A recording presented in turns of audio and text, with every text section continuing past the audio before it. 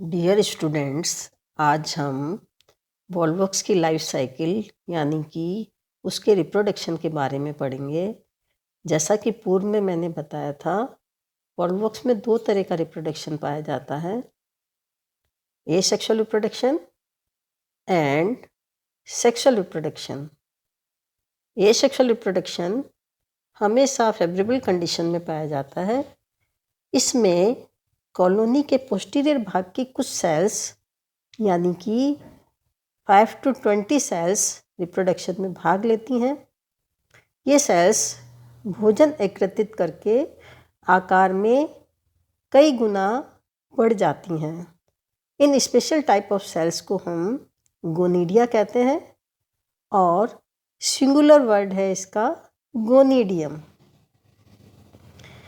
ये कॉलोनी की कैविटी में गोल म्यूसिलेजिनस शीट के अंदर धंस जाती हैं और इनका न्यूक्लियस वेल डेवलप्ड और डेंस प्रोटोप्लाज्म होता है, लेकिन आई स्पॉट और फ्लेजिला ये दोनों ही इन गोनिडियम सेल्स में डिसअपियर हो जाती हैं, यानी कि इनका अभाव होता है। अब प्रत्येक गोनिडियम सेल्स में अनेक लॉन्गिट्यूडनल डिवीज़न होते हैं, जिसके फलस्वरूप डॉटर कॉलोनीज का निर्माण होता है। गोनिडिया के जो एंटीरियर पार्ट्स की जो सेल्स है उसमें 3 सक्सेसिव लॉन्गिट्यूडनल डिवीज़न होते हैं, जो कि एक दूसरे के समकोण पर होते हैं। इससे 2, 4 और फिर 8 कोशिकाओं वाला एक स्ट्रक्चर बन जाता है। इस 8 कोशिकीय स्टेज को हम प्लेकिया स्टेज भी कह सकते हैं। इन सेल्स में एक और लॉन्गिट्यूडनल डिवीज़न और होता है, जिससे कि 16 सेल्स की एक खोखली गोलक के नुमा स्ट्रक्चर बन जाती है। इस स्ट्रक्चर के अग्रभाग यानी कि एंटीरियर पोल्स पर एक पोर पाया जाता है या छिद्र पाया जाता है, जिसे कि फाइलोपोर कहते हैं। इन सेल्स में लगातार लॉन्गिट्यूडनल डिवीज़न होते रहते हैं और ये डिवीज़न तब तक जारी रहते हैं जब तक कि कॉलोनी की निश्चित संख्या के अनुरूप कोशिकाओं का निर्माण नहीं हो जाता। इस प्रकार से डेवलप्ड यंग स्टेज को हम डॉटर कॉलोनीज कह सकते हैं, जिसमें कोशिकाओं की संख्या एक निश्चित होती है। इसके पश्चात किसी भी कॉलोनी में सेल्स की संख्या में वृद्धि नहीं होती। सभी नेकेड सेल्स नॉन फ्लैजिलेटेड होती हैं और एक दूसरे से पास पास में सटी रहती हैं। यदि हम सेल्स को देखें तो प्रत्येक सेल्स का एंटीरियर नुकीला पार्ट गोलक के केंद्र की ओर निर्दिष्ट होता है। कोशिकाओं का सामान्यतः अधिविन्यास गोलाकार व्यवस्थित कोशिकाओं के इन्वर्जन से ही प्राप्त होता है। पोकोक साइंटिस्ट के अनुसार इन्वर्जन का जो प्रोसेस है या उलटने की जो प्रक्रिया है, उसमें 3 से 5 घंटे का समय लगता है। उलटने की क्रिया पूरी होने के थोड़ी देर बाद ही सेल्स में फ्लैजिला या पशाभिकाएं पुनः प्रकट हो जाती है या डेवलप हो जाती हैं और कोशिकाएं एक दूसरे से सेपरेट होकर म्यूसिलेजिनस शीट का निर्माण भी कर लेती हैं। इस प्रकार प्रत्येक गोनिडियम की सेल्स वॉल के भीतर एक डॉटर कॉलोनीज का निर्माण हो जाता है। पेरेंटल कॉलोनीज के भीतर एक साथ डॉटर कॉलोनीज का निर्माण होता है। इन डॉटर कॉलोनीज की संख्या 2 से लेकर 4 तक हो सकती है। अब इस पेरेंटल कॉलोनी का लिबरेशन, या हम ये कह सकते हैं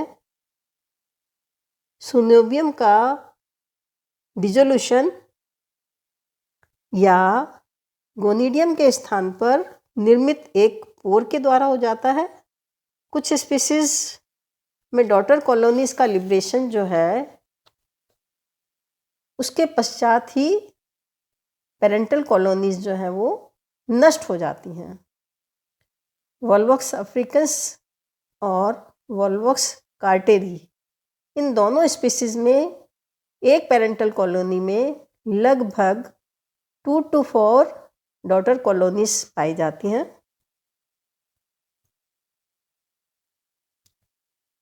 सेक्सुअल रिप्रोडक्शन। वोल्वोक्स में सेक्सुअल रिप्रोडक्शन oogamous टाइप का होता है, जिसमें male sex organs antheridia means androgonidia और फीमेल सेक्स ऑर्गन्स ओगोनिया यानी कि गाइनोगोनिडिया पार्टिसिपेट करते हैं। Some species are monoecious and some species are dioecious. Some cells at posterior half of the synovium retract flagella, enlarge and become gametangia. The male gametangia give rise to antheridium and the female gametangium to oogonium. जैसा कि मैंने आपको बताया, volvox में sexual reproduction में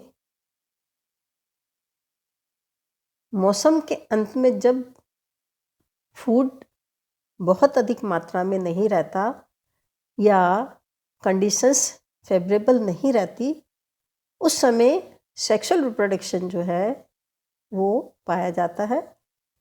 sexual reproduction oogamous type का होता है और इसमें अधिकांशतः जो स्पीशीज है दे आर मोनोसियस यानी कि बाइसेक्सुअल, यानी कि दोनों ही सेक्स ऑर्गन्स इसके अंदर पाए जाते हैं। For example Volvox ग्लोबेटर।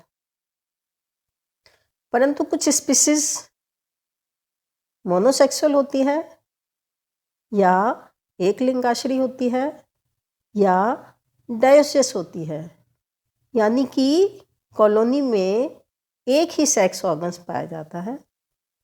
For example Volvox आयूरियस।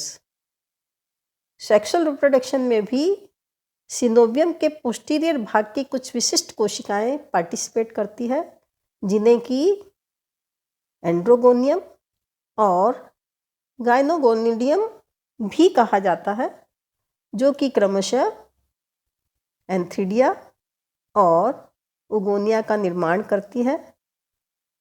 यदि किसी स्पीसीज में दोनों ही सेक्स ऑर्गन्स डेवलप होते हैं, यानी कि स्पीसीज जो है दे आर बाइसेक्सुअल और मोनोसियस हो, तो उस कंडीशन में दे आर प्रोटेंडरस, यानी कि एंथ्रीडिया का डेवलपमेंट पहले होगा और उसके बाद में ओगोनिया का डेवलपमेंट होगा।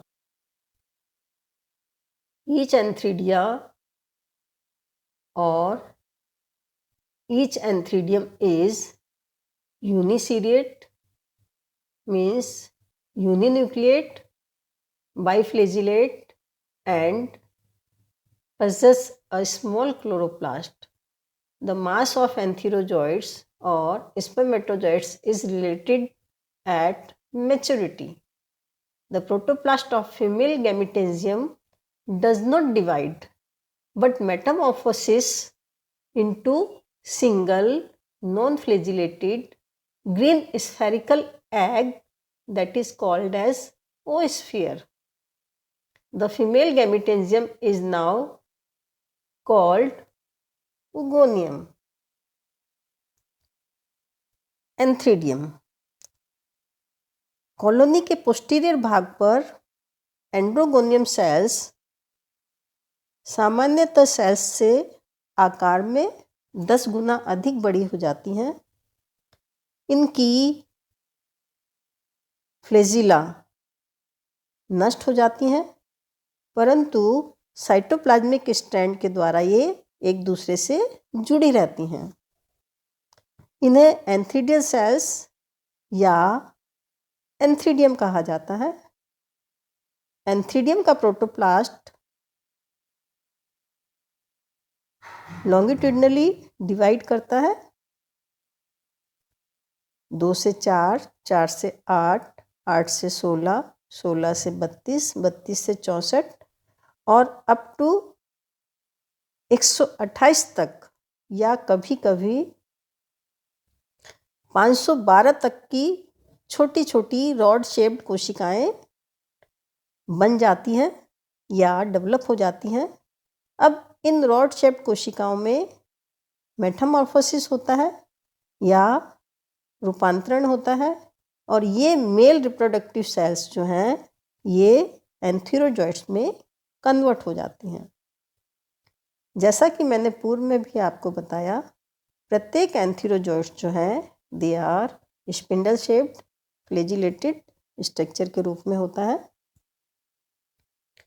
अधिकांशतः जो स्पीसीज होती है उसके अंदर एंथीरोजॉइट्स ग्रुप में पाए जाते हैं और इनका इन्वर्जन नहीं होता और इनका लिब्रेशन भी ग्रुप में या पुंज के अंदर होता है. वॉल्वॉक्स आयूरियस के अंदर इन्वर्जन प्रोसेस होता है और एंथीरोजॉइट्स एक एक करके बाहर निकलते हैं या लिबरेट होते हैं. अब हम ओगोनियम के बारे में पढ़ेंगे. कॉलोनी के पोस्टीरियर भाग में गाइनोगोनिडियम की सेल्स होती हैं जिसे कि ओगोनिया डेवलप होती हैं. इसका प्रोटोप्लास्ट जो है वो डिवाइड नहीं होता.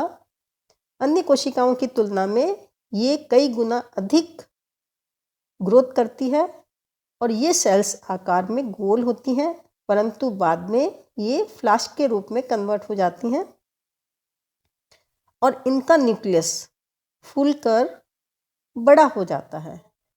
इस प्रकार कोशिकाओं का जो प्रोटोप्लास्ट है एक गोलाकार यूनिन्यूक्लिएट नॉन मोटाइल एग या ओस्फीयर में कन्वर्ट हो जाता है. इस प्रोसेस में ओस्फीयर प्रत्येक फीमेल ओगोनियम के बिना प्रोटोप्लास्ट के डिवीजन में विकसित हो जाता है और इसके अंदर रिजर्व फूड मटेरियल जो है वो भी बहुत अधिक मात्रा में होता है या प्रचुर मात्रा में होता है. अब मैच्योर एग के एंटीरियर पार्ट पर एक कलरलेस हाइलाइन स्पॉट डेवलप हो जाता है. इस हाइलाइन स्पॉट को रिसेप्टिव स्पॉट भी कहा जाता है. Fertilisation. The antherozoids are attached chemotractically towards the oogonium. Only our entherozoites fuse with the egg from the side and the egg now become converted into zygote. Antherozoids move करते हुए या swim करते हुए egg के निकट तक आ जाते हैं और उनमें से एक एंथीरोजॉइट्स एग तक पहुंच जाता है और फर्टिलाइजेशन प्रोसेस को कंप्लीट करता है. लैंडर साइंटिस्ट के अनुसार एंथीरोजॉइट्स या तो रिसेप्टिव स्पॉट से या फिर एग के लेटरल साइड से उसमें प्रवेश करता है और एग का फ्यूजन हो जाता है और the egg converted into zygote, यानी कि एग जो है वो जायगोट में कन्वर्ट हो जाता है। मेयर और पोकोक साइंटिस्ट जो है उनके मत के अनुसार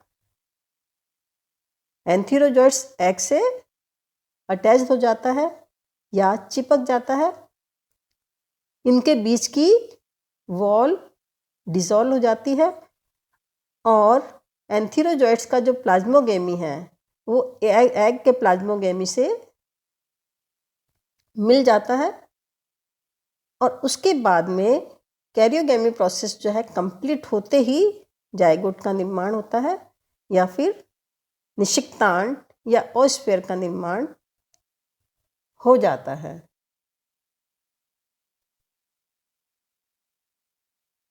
जायगोट में 3 लेयर्स पाई जाती हैं जिन्हें कि हम एक्सोस्पोर, मीजोस्पोर और एंडोस्पोर कह सकते हैं। ब्रायोचोल एक्सोस्पोर जो कि स्मूथ होता है, फॉर एग्जाम्पल वॉल्वॉक्स ग्लोबेटर,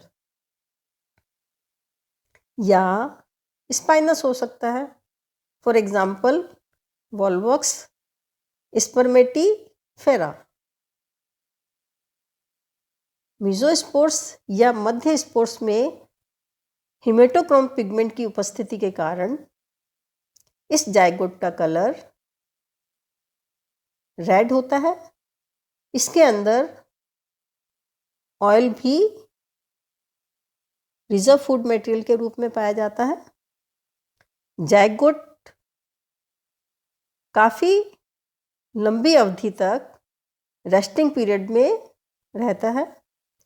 किसी भी वॉल्वॉक्स कॉलोनी या सिनोबियम के विघटन होने पर या डिसॉल्व होने पर या नष्ट होने पर जायगोट जो है वो लिबरेट होता है और लिबरेट होने के बाद में किसी भी जल कुंड के बॉटम पर चला जाता है। Then germination of zygote. Favourable condition में जायगोट जर्मिनेट होता है और जर्मिनेशन के समय उसके अंदर उपस्थित 2x न्यूक्लियस में रिडक्शन डिवीजन होता है या म्योसिस डिवीजन होता है या जिसे हम अर्धसूत्री विभाजन भी कह सकते हैं, ये होता है। और अनुकूल परिस्थितियों में या फेवरेबल कंडीशन में वाटर एब्जॉर्ब करके इसका प्रोटोप्लास्ट फूल जाता है और फूलने के दबाव से ब्रायोचोल यानी कि एक्सोस्पोर और मध्यचोल यानी कि मीजोस्पोर्स फट जाती है और अंतःचोल या एंडोस्पोर्स जो है एक वेसिकल के रूप में बाहर आ जाती है। जायगोट का प्रोटोप्लास्ट वेसिकल में स्थानांतरित हो जाता है और उसके पश्चात it divided into reduction division to form 4 haploid protoplast segment. क्विचर्नर साइंटिस्ट के अनुसार चारों प्रोटोप्लास्मिक सेगमेंट्स में डिवीजन जारी रहते हैं और ये सीधे ही एक वॉल्वॉक्स कॉलोनी का निर्माण कर लेते हैं। लेकिन पोकोक साइंटिस्ट के अनुसार चारों प्रोटोप्लास्मिक सेगमेंट जो है they are converted into zoospores. 4 zoospores बनाते हैं। इसमें से केवल एक जूस्पोर्स ही बचता है, बाकी 3 जूस्पोर्स नष्ट हो जाते हैं।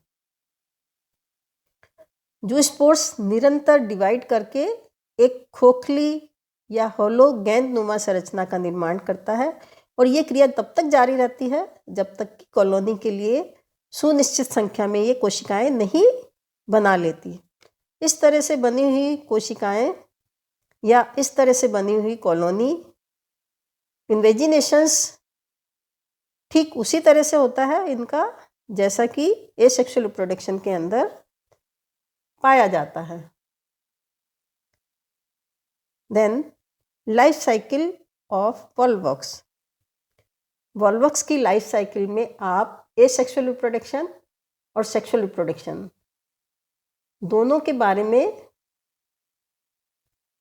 डायग्राम्स में देख सकते हैं और इस डायग्राम को देखने से ऐसा प्रतीत होता है कि वॉल्वॉक्स का जो प्लांट है दे आर हैप्लॉइड, यानी कि प्लांट जो है इसका अगुणित होता है, इसकी कॉलोनी या सिनोबियम अगुणित होती है, लेकिन इसमें द्विगुणित अवस्था यानी कि डिप्लॉइड फेज केवल जायगोट में ही पाई जाती है और जायगोट के जर्मिनेशन के समय म्यूसिस डिवीजन होने से ये पुनः हैप्लॉइड अवस्था में कन्वर्ट हो जाती है। यहाँ से इसकी हैप्लॉइड स्टेज जो है पुनः आरंभ हो जाती है। अतः इसकी जो लाइफ साइकिल है उसमें डिप्लॉइड फेज जायगोट अल्पकालिक होने के कारण या शॉर्ट टाइम पीरियड होने के कारण इसका जो लाइफ साइकिल है ये हैप्लॉन्टिक लाइफ साइकिल कहलाता है, जिसे हम अगुणित प्रधान लाइफ साइकिल भी कह सकते हैं।